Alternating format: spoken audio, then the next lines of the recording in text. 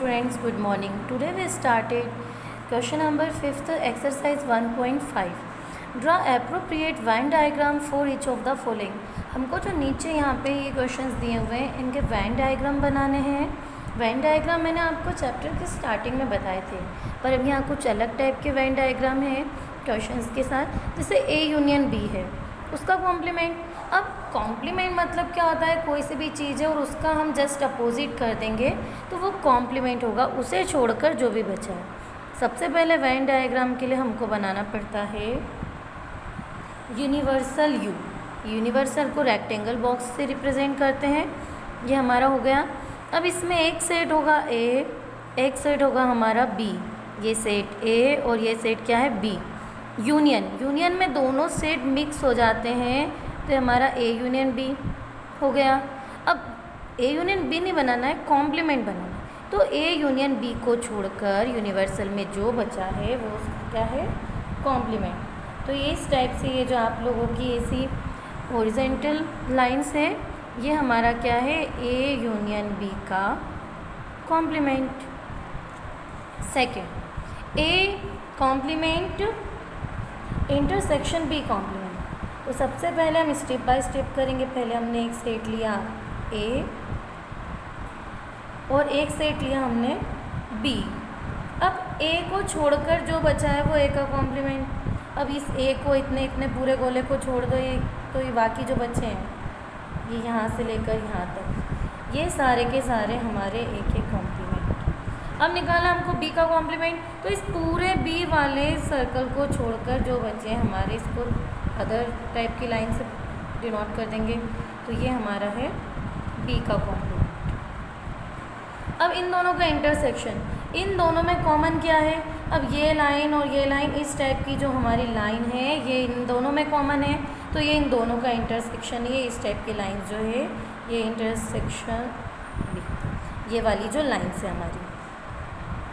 अब हमें निकालना ए इंटरसेक्शन बी, फिर उसका कॉम्प्लीमेंट. तो सबसे पहले हमारा काम है कि हम निकालेंगे ए इंटरसेक्शन बी, ये यूनियन. अब ये ए है और एक ये बी है, इन दोनों का इंटरसेक्शन ये है हमारा. अब इसका कॉम्प्लीमेंट है, तो इस इतनी जगह को छोड़कर जो भी हमारे पास यहाँ पर बच गया है ये हमारा क्या है, इसका कॉम्प्लीमेंट. ये पूरी की पूरी जो स्पेस है ए इंटरसेक्शन बी का कॉम्प्लीमेंट. अब इसी का फोर्थ क्वेश्चन, पहले ए कॉम्प्लीमेंट फिर बी कॉम्प्लीमेंट फिर उन दोनों का यूनियन. सबसे पहले वही यूनिवर्सल यू, ये ए है हमारा और ये हमारा है बी. अब ए का कॉम्प्लीमेंट क्या होगा, ए को छोड़कर जो बचा है, ए को छोड़कर ये हमारी सारी प्लेस बच गई है फिर ये. अब बी का कॉम्प्लीमेंट क्या होगा, बी को छोड़कर जो बच गई है ये सारी. अब इन दोनों का यूनियन क्या है, तो ये जितनी भी जगह बची है ये सारे के सारा इसका यूनियन है. ये हमारा फिफ्थ क्वेश्चन एंड हुआ. अब हम स्टार्ट करेंगे question 6. Question 6 is let u equals to u be the set of all triangles in plane. u means universal. Universal हमको ये दिया हुआ है कि all set of triangle in plane, तो हम लिखेंगे ऑल सेट ऑफ, या फिर लिख सकते हैं all triangles in a plane. अब प्लेन में आने वाले सारे ट्राइंगल्स कौन कौन से होंगे, आप लोगों के इक्विलेटरल हो जाएंगे, आइसोस्केल्स हो जाएंगे, ये 90 डिग्री के एंगल जो होते हैं, राइट एंगल ट्रायंगल हो सकते. अब ए के अंदर क्या होगा, at least one angle different from 60 degree. मतलब एक ट्रायंगल कैसा होना, एक एंगल ऐसा होना चाहिए जो 60 डिग्री से डिफरेंट हो. मतलब एक 60 डिग्री नहीं होना चाहिए, बाकी दोनों 60 हो सकते हैं. तो इसका मतलब क्या है, ऑल ट्रायंगल्स विथ, ऐसा कैसे हम लिख देंगे, at least one angle different from 60 degree. मतलब एक 60 डिग्री नहीं होना चाहिए, बाकी 60 हो सकते हैं. अब बाकी 60 हो सकते हैं तो इसका अपोजिट क्या होगा, इसका कॉम्प्लीमेंट. इसका कॉम्प्लीमेंट होगा, जैसे एक 60 नहीं हो सकता तो अब कोई से भी 60 हो सकते हैं, तो क्या लिखेंगे, all triangles no angle different from 60. मतलब कोई सा भी एंगल 60 डिग्री से डिफरेंट नहीं होगा, तो 60 से डिफरेंट नहीं होगा तो बाकी सारे 60 हो जाएंगे. तो तो बाकी सारे अगर 60 होंगे तो जिसमें भी 60 डिग्री के एंगल होते हैं उनको वो हम बोलते हैं इक्विलैटरल एंगल। मतलब यहाँ क्या हो गया, ऑल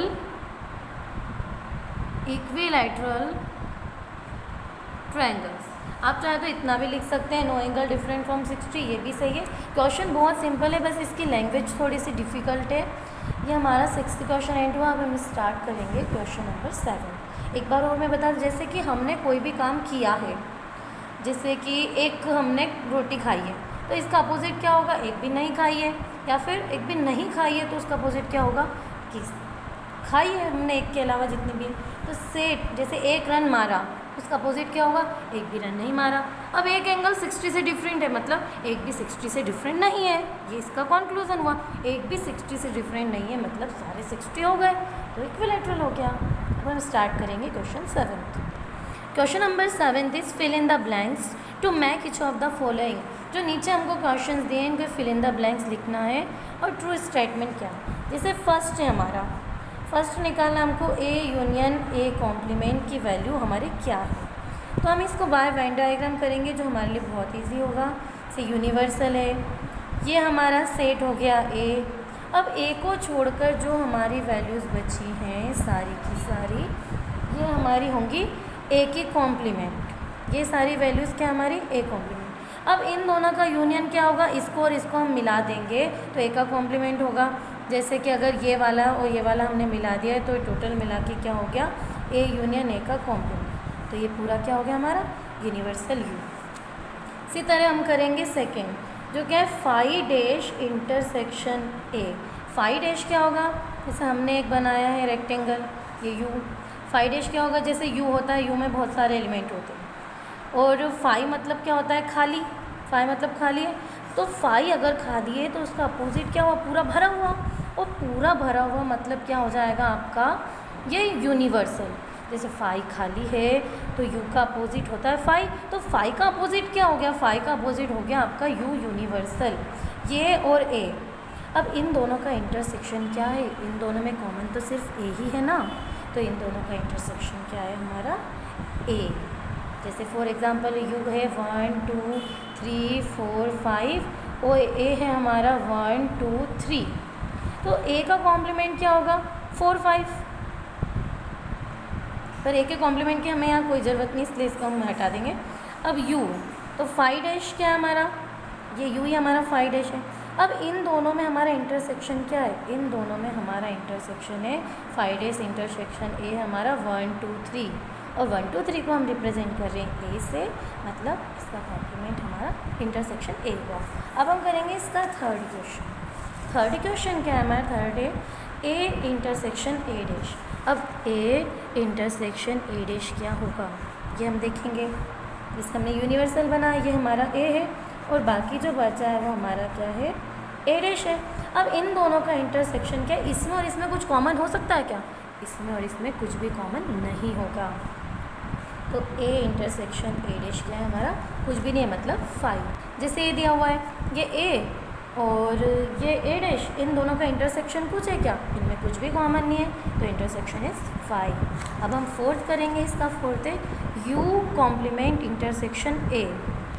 यू कॉम्प्लीमेंट क्या होगा, जैसे यू में तो पूरे सारे एलिमेंट पूरा भरा हुआ रहता है, फुल फिल, और यू का कॉम्प्लीमेंट क्या होगा, पूरा खाली। और पूरा खाली है मतलब क्या हो जाएगा हमारा 5। और अगर हम 5 का और ए का इंटरसेक्शन निकालते हैं तो खाली सेट का किसी के भी साथ अगर हम इंटरसेक्शन निकालें, अगर इसमें कुछ है भी तब भी इनमें कॉमन तो कुछ नहीं आएगा, तो वो भी क्या आएगा 5। तो इस तरह हमारे क्वेश्चन नंबर 7 कंप्लीट हुआ और हमारी ये एक्सरसाइज 1.5 एंड हुई। अब हम नेक्स्ट वीडियो में स्टार्ट करेंगे 1.6। Thanks for watching.